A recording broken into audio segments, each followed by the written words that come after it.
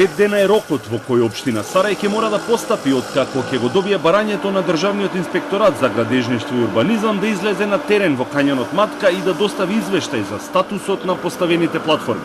Од инспекторатот потврдија дека барањето било испратено вчера, но без одговор зошто откако се прогласија за ненадлежни, сепак одлучија да постапат по барањето на Министерството за транспорт и врски и децидната изјава на министерот Сугаревски. Општина Сарај без конкретен одговор дали барањето пристигнало и што ќе превземат околу трите платформи кои се поставени во заштитената зона. Но оттаму пак информираат дека за платформите за кои градоначалникот Беџети потврди дека се дивоградби се поднесени барања за легализација, без да прецизираат дали се започнати и постапките за легализација. Од општината се најава дека извештај и заклучоци ќе бидат испратени до Државниот инспекторат. Ние сме во постојана комуникација со надлежните органи. Можам да потврдам дека се поднесени барања за легализација на трите платформи.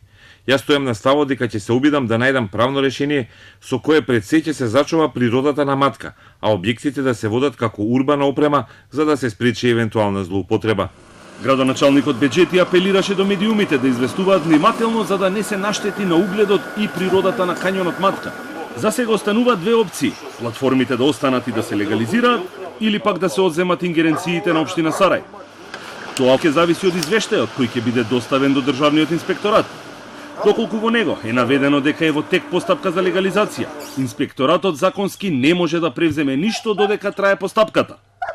Доколку како заклучок е наведено дека станува збор за дивоградби за кои не се води никаква постапка за легализација, тогаш од инспекторатот ќе му предложат на Министерството за транспорт и врски да ги одземе ингеренциите на општината Сарај.